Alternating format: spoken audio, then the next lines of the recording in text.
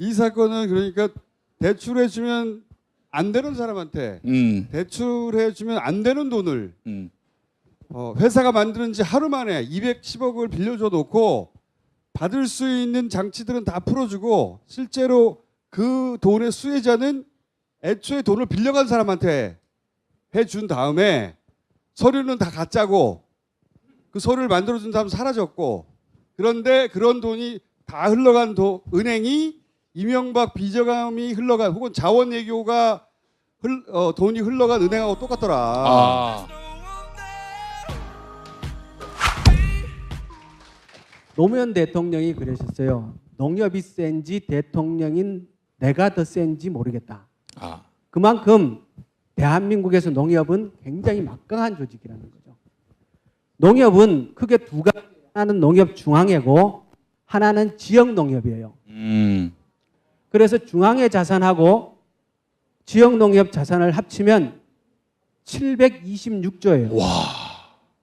그러니까 삼성 자산이 348조인데 현대자동차 그룹의 자산이 210조고 은행 중에 가장 큰 은행인 국민은행 자산이 262조입니다. 어마어마한 조직이죠.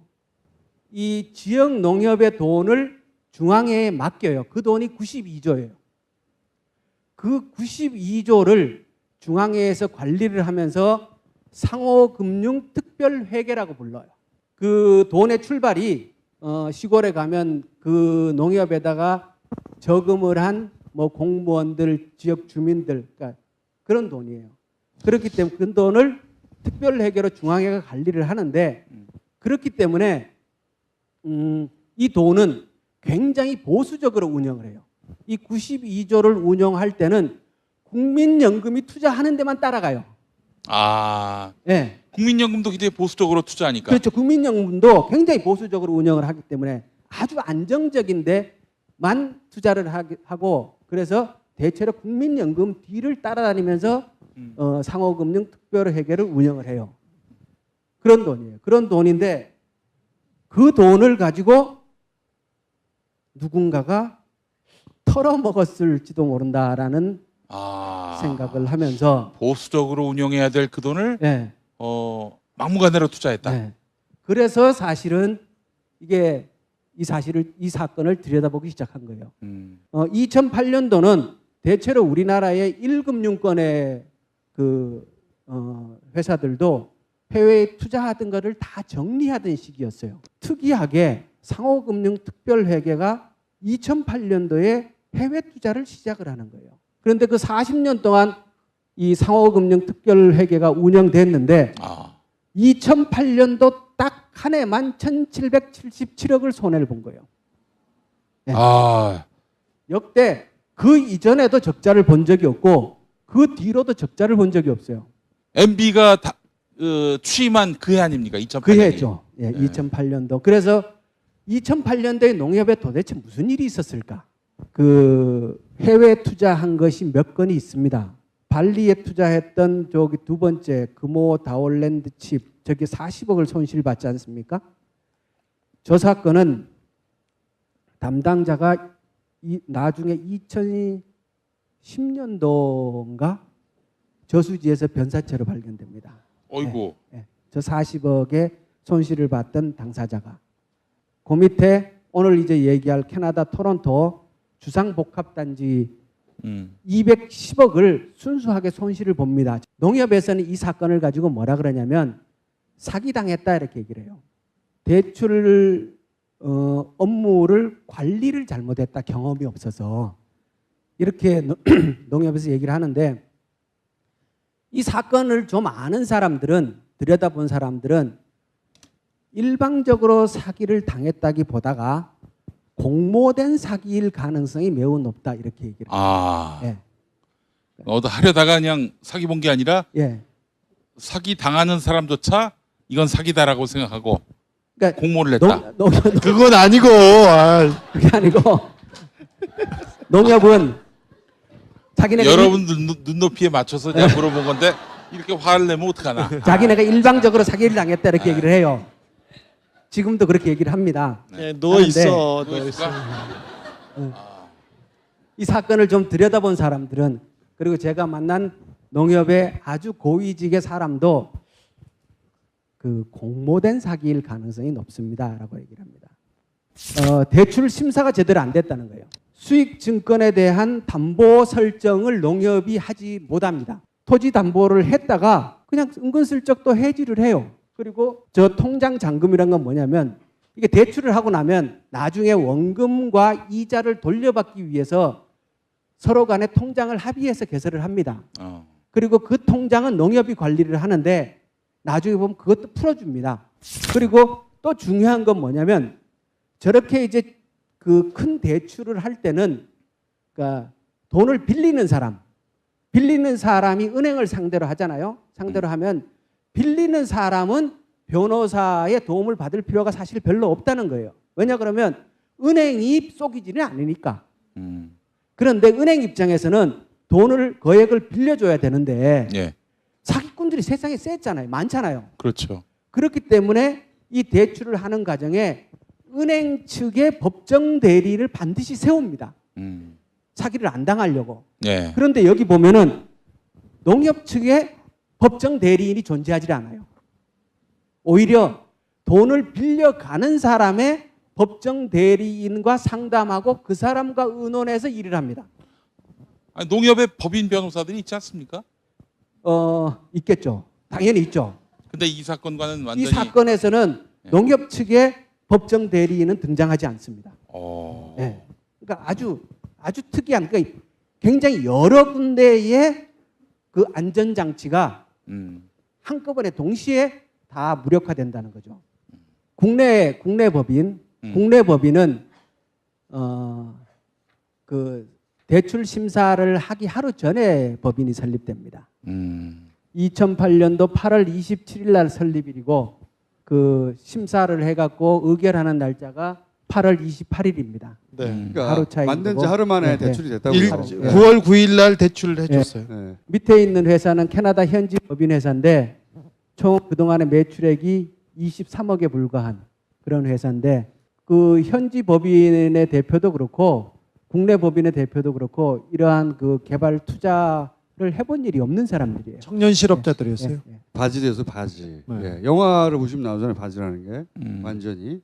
대출은 그렇게 부실하게 했고 그 수익증권에 대해서 권리를 그 현지 법인의 대표와 부인 이름으로 되도록 놔둡니다. 그걸 몰라요 나중에. 작정을 했구나 네. 완전히. 그러니까 그래서- 돈을 빌려줬잖아요. 네. 그러면 돈을 받을 사람이 농협이어야 되는데 돈을 빌려간 사람한테 그 돈을 받게 해줬다고요. 이해가세요? 그 캐나다에서 이렇게 보냈던 자료들인데 이거는 이제 직원이 사인해서 보낸 거고 이거는 그쪽의 법률 대리인이 사인해서 보낸 건데 나중에 이제 문제가 생겨서 캐나다 그 은행 측에 그 문의를 하니까 이 직원은 회사를 대표해서 사인을 해서 보낼 수 있는 입장이 아니다. 원래 그러한 위치에 있지도 않았다라고 답변하는 거예요. 그리고 이 밀란조그라는 사람은 그 다음 해에 퇴사하고 없어요. 찾을 수가 없어요. 은행이 돌려받기로 되어 있어야 되는데 돈을 빌려간 사람한테 그 돈을 주게 계약이 돼 있었단 말이죠. 이거 한두 말이 안 군데에 되죠. 예. 이런 사고가 터지는 게 아니죠. 막을 수 있는 여러 장치들이 다 해제되고 그리고 아까 말씀드렸듯이 나중에 이제 2010년도에 사고가 터진 줄 알고 이걸 부랴부랴 대책을 세우겠다고 조사를 하는데 근거로 쓸 수 있는 자료가 없는 거예요. 그 이유가 뭐냐 그러면 아까 말씀드렸듯이 농협 측의 법률 대리인 자체가 존재하지 않았던 거예요. 그래서 오고 간 서류가 진짜인지 가짜인지도 몰라요. 화가 났던 게 저희 아버지도 농사 지으셨어요. 그래서 등록금이 50만 원, 60만 원 해서 200만 원을 빌려야 돼요. 6개월에. 근데 농사 짓는 농부들은 집에 돈이 없어요. 그러면 그 면소재지에 가서 농협에. 농협에 가서 200만 원을 빌려야 됩니다. 근데 200만 원을 빌리는데 서류가 이만큼이에요. 그리고 젊은 주사 아저씨한테 얼마나 아쉬운 소리를 하고 막걸리 사주고 그래서 겨우겨우 빌려오지 않습니까? 오면 6개월 있다 또 새 학기 오잖아요. 근데 돈을 200만 원 안 갚으면 또 돈이 그 대출이 안 되는 거예요. 그러면 그걸 연장하려고 별별 서류를 우리 집에 돈이 얼마나 많고 금송아지가 있다는 걸 증명해야 돈을 줘요. 그리고 그게 연장이 되는데 담보를 그냥 버리고 그리고는 뭐 잃어버렸다, 네. 없어졌다. 애들이 늙어가지고 머리가 안 돌아가 이제. 얘들로 안 나와도 되겠어. 무슨 말이 진행이 안 돼. 씨발. 자, 요약하면 틀렸어 이거. 요약하면 요약이 안 돼. 한국 법인이 만든 지 하루 만에 210억을 대출해 줬는데 네. 요약하면 30대 돈을 돌려받기 위해서 필요한 모든 장치를 다 해제해주고 돈을 한 푼도 못 돌려받았다는 거예요. 네. 돈을 받으려고 하지 않았습니다. 그리고 그 이후에 뭐가 문제가 잘못됐지 않습니까? 그런데 서류는 아무것도 없다는 거예요. 네. 게다가 돈을 찾으려고 하면 못 찾게 해요. 농협 수뇌부에서 찾으려고 그 돈 어떻게 됐어요? 거기 어떻게 됐어요? 하잖아요. 그럼 못 하게 해요. 회사로 들어올 돈인데. 회사로 들어왔는데 이 사라진 돈에 대해서 얘기하는 것 자체가 금기예요. 농협에서. 그러니까 요거 하나를 딱 문 거예요. 주진우가 많은 사건들 중에 요 사건 하나를 딱 물었어요. 왜 이 사건을 물었느냐? 요 돈이 그래서 가는 은행 RBC 요 RBC 은행이 우리가 추적하던 이명박 대통령의 비자금이 사라졌을 거라고 추정되던 은행 이거였거든요. 로얄 뱅크 컴퍼니인가요? 캐나다. 뱅크 오브 캐나다. 로얄 근데 캐나다요? 농협도 욜로 사라진 거예요. 욜로. 요거 뭐 있다 요거. 그래서 이걸 계속 물고 늘어진 거예요. 다른 많은 대출들 중에 다른 이상한 사건도 많아요. 요거 하나만 찾으면 여기서부터 어디로 갔는지를 찾아내면 되겠다. 그래서 몇 년간 따라다닌 겁니다. 근데 아무도 귀 기울여주지 않는 거야. 그래서 영화도 만든 거예요. 그래서 이걸 보기 시작을 한 거고요. 이 사건에 관심을 가진 이유는 간단하게 얘기하면 이 사건은 그러니까 대출해주면 안 되는 사람한테 대출해주면 안 되는 돈을 회사가 만드는 지 하루 만에 210억을 빌려줘 놓고 받을 수 있는 장치들은 다 풀어주고 실제로 그 돈의 수혜자는 애초에 돈을 빌려간 사람한테 해준 다음에 서류는 다 가짜고 그 서류를 만들어준 다음 사라졌고 그런데 그런 돈이 다 흘러간 은행이 이명박 비자금이 흘러간 혹은 자원외교가 돈이 흘러간 은행하고 똑같더라. 그러니까 이 돈을 추적하면 각하의 비자금이 나올 거라고 몇 년째 외치다가 아무도 안 들어서 영화도 만들고 그리고 나서 처음으로 국회의원이 여기 응답을 아주 길게 한 거예요. 긴 응답 받으셨어요. 네. 저의 기도는 다 쓰는 누구 겁니까를 묻고 있기도 하지만 이 돈을 찾아가면 더 엄청난 저수지가 나올 수 있다. 그래서 계속 찾아야 된다. 계속. 예. 서로 각하가 가시더라도 이건 계속 찾아야 된다. 그런 의미로 이 사건은 굉장히 중요한 사건입니다. 네. 게다가 아직도 끝나지 않았어요. 설명해줘. 농협에서 그 돈을 대출해준 사람이 있을 거 아니에요. 네. 그 사람이 요즘 뭐 하냐. 이게 농협 건너편에 농협 본사 건너편에 바로 있는 땅입니다. 그러니까 길만 건너면 이 서대문 사거리예요. 지금 걸어가면 5분 거리인데 건너편에 적십자병원 앞에 있는 땅인데요. 저기 26,000평이고 6,000평인데 지금 터파기를 다 하고 지하 7층 27층짜리 건물을 짓고 있습니다. 이 건물을 짓는데 이 시공사는 효성이라는 MB 사돈 기업. 시행사는 누굽니까? 26,000평 안 돼 보이는데요? 26,000평. 자, 의원님이 안 되신대잖아. 아닌 걸로 해. 야 26,000평이 조금 안 된답니다.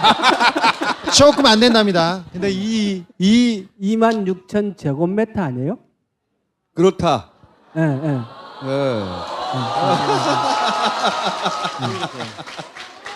그건 잘 모르겠어요. 자, 3.3배를 자. 특이한 거구나. 지나가자고요. 그런데 이 개발 사업을 하는 사람이 농협에서 대출을 해줬던 사람입니다. 주 안무개 찾아. 여기에 돈을 빌려준 데가 농협이에요. 농협이 돈을 빌려주고 다른 은행들이 돈을 더 내서 이 1조가 넘는 개발 사업을 그 주모 씨가 하고 있습니다. 무리를 일으켜서 사실은 소송 대상이 돼야 할 그 주모 씨가 네. 이런 혜택을 받고 있다. 네, 그렇습니다. 그리고 이 사건을 또 주목하는 이유 중에 하나는 뭐냐면 자꾸 일어서게 되네. 이런 어처구니 없는 대출이 어떻게 일어났을까? 그 대출을 승인하라고 한 사람이 있지 않았을까? 그렇죠? 아 이거 대출 안 됩니다 할 때 그 사람이 각하와 매우 가깝다는 거는 한둘 셋 넷 이 안쪽으로 들어온다는 얘기죠. 예. 3촌 4촌 할 때 네. 안쪽에 들어오는 사람이 대출을 하는 당일날 그 은행에 와서 이 관련 이야기를 하고 갔다. 이런 제보가 있었기 때문에 의심하는 게 하나 있고요. 더더욱 의심하는 거죠. 이상득 아들 아닌가?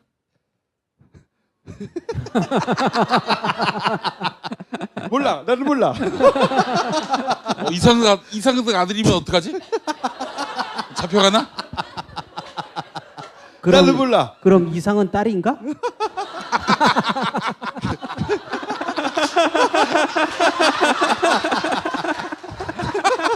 의원님 나이스.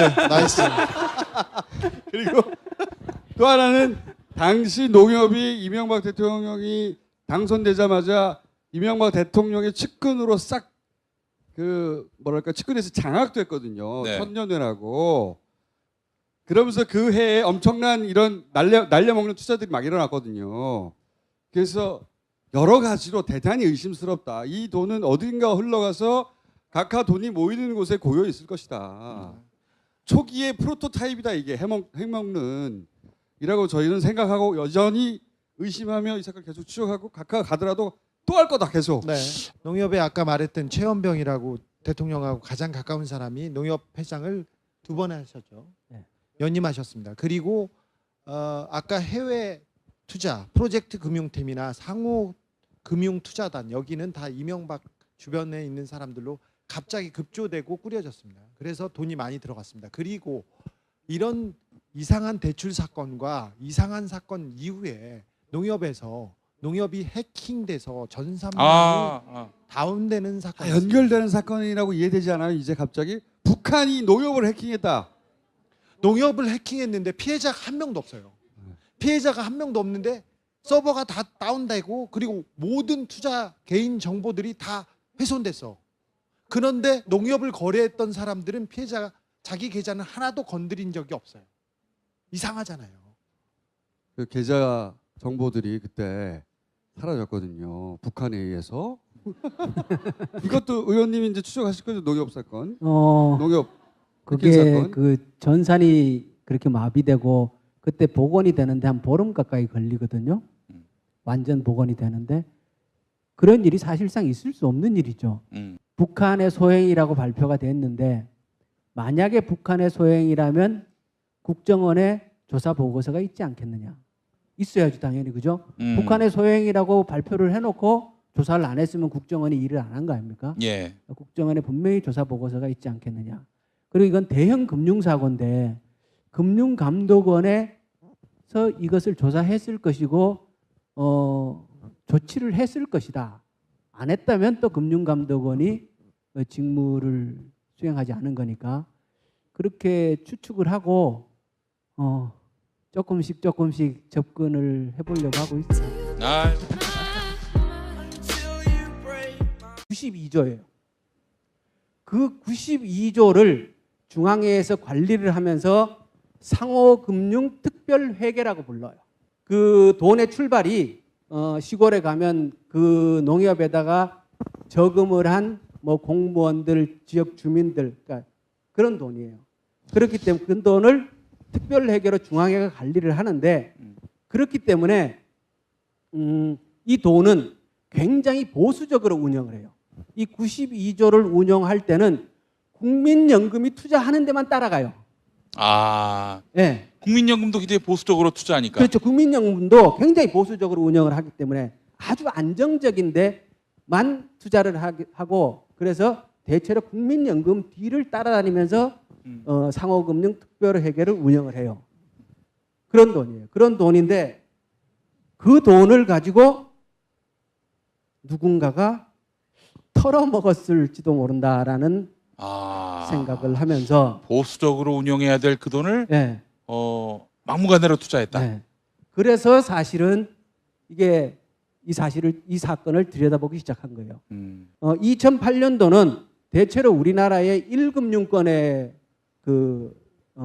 회사들도 해외에 투자하던 거를 다 정리하던 시기였어요. 특이하게 상호금융특별회계가 이 사건은 그러니까 대출해주면 안 되는 사람한테 대출해주면 안 되는 돈을 회사가 만드는 지 하루 만에 210억을 빌려줘 놓고 받을 수 있는 장치들은 다 풀어주고 실제로 그 돈의 수혜자는 애초에 돈을 빌려간 사람한테 해준 다음에 서류는 다 가짜고 그 서류를 만들어준 다음 사라졌고 그런데 그런 돈이 다 흘러간 은행이 이명박 비저감이 흘러간 혹은 자원외교가 돈이 흘러간 은행하고 똑같더라. 아.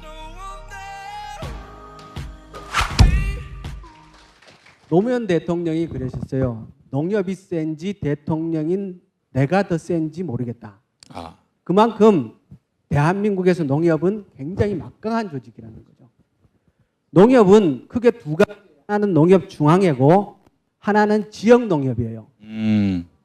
그래서 중앙회 자산하고 지역 농협 자산을 합치면 726조예요. 와. 그러니까 삼성 자산이 348조인데 현대자동차 그룹의 자산이 210조고 은행 중에 가장 큰 은행인 국민은행 자산이 262조입니다. 어마어마한 조직이죠. 이 지역 농협의 돈을 중앙회에 맡겨요. 그 돈이 2008년도에 해외 투자를 시작을 하는 거예요. 그런데 그 40년 동안 이 상호금융특별회계가 운영됐는데 2008년도 딱 한 해만 1,777억을 손해를 본 거예요. 네. 역대 그 이전에도 적자를 본 적이 없고 그 뒤로도 적자를 본 적이 없어요. MB가 취임한 그 해 아닙니까? 2008년이. 그 해죠. 예, 2008년도. 그래서 2008년도에 농협에 도대체 무슨 일이 있었을까? 그 해외 투자한 것이 몇 건이 있습니다. 발리에 투자했던 저기 두 번째 금호 다올랜드 칩 저기 40억을 손실 받지 않습니까? 저 사건은 담당자가 나중에 2010년도인가 저수지에서 변사체로 발견됩니다. 어이고. 네. 저 40억의 손실을 봤던 당사자가 그 밑에 오늘 이제 얘기할 캐나다 토론토 주상복합단지 210억을 순수하게 손실을 봅니다. 농협에서는 이 사건을 가지고 뭐라 그러냐면 사기당했다 이렇게 얘기를 해요. 대출 업무를 관리를 잘못했다. 경험이 없어서. 이렇게 농협에서 얘기를 하는데 이 사건을 좀 아는 사람들은 들여다본 사람들은 일방적으로 사기를 도움을 받을 필요가 사실 별로 없다는 거예요. 왜냐 그러면 은행이 속이지는 않으니까. 그런데 은행 입장에서는 거액을 빌려줘야 되는데 예. 사기꾼들이 세상에 셌잖아요. 많잖아요. 그렇죠. 그렇기 때문에 이 대출을 하는 과정에 은행 측의 법정 대리를 반드시 세웁니다. 사기를 안 당하려고. 예. 그런데 여기 보면은 농협 측의 법정 대리인이 존재하지 않아요. 오히려 돈을 빌려가는 사람의 법정 대리인과 상담하고 그 사람과 의논해서 일을 합니다. 아니, 농협에 법인 변호사들이 있지 않습니까? 있겠죠. 당연히 있죠. 근데 이 사건과는 이 완전히 사건에서는 농협 측의 법정 대리인은 등장하지 않습니다. 네. 그러니까 아주 특이한, 그러니까 굉장히 여러 군데의 그 안전 장치가 한꺼번에 동시에 다 무력화된다는 거죠. 국내 법인은 그 대출 심사를 하기 하루 전에 법인이 설립됩니다.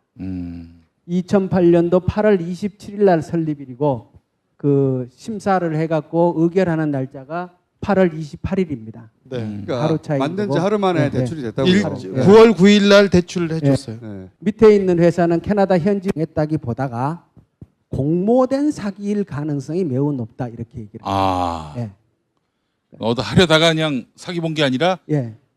사기 당하는 사람조차 이건 사기다라고 생각하고 그러니까 공모를 했다.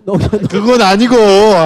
그게 아니고 농협은 자기네가 여러분 눈높이에 맞춰서 제가 물어본 건데 이렇게 화를 내면 어떡하나. 자기네가 일방적으로 사기를 당했다 이렇게 얘기를 해요. 지금도 그렇게 얘기를 합니다. 네, 누워 있어. 누워 누워 있어. 이 사건을 좀 들여다본 사람들은, 그리고 제가 만난 농협의 아주 고위직의 사람도 그 공모된 사기일 가능성이 높습니다라고 얘기를 합니다. 대출 심사가 제대로 안 됐다는 거예요. 수익 증권에 대한 담보 설정을 농협이 하지 못합니다. 토지 담보를 했다가 그냥 은근슬쩍 또 해지를 해요. 그리고 저 통장 잔금이란 건 뭐냐면, 이게 대출을 하고 나면 나중에 원금과 이자를 돌려받기 위해서 서로 간에 통장을 합의해서 개설을 합니다. 그리고 그 통장은 농협이 관리를 하는데 나중에 보면 그것도 풀어줍니다. 그리고 또 중요한 건 뭐냐면, 저렇게 이제 그 큰 대출을 할 때는 그러니까 돈을 빌리는 사람이 은행을 상대로 하잖아요. 상대로 하면 빌리는 사람은 변호사의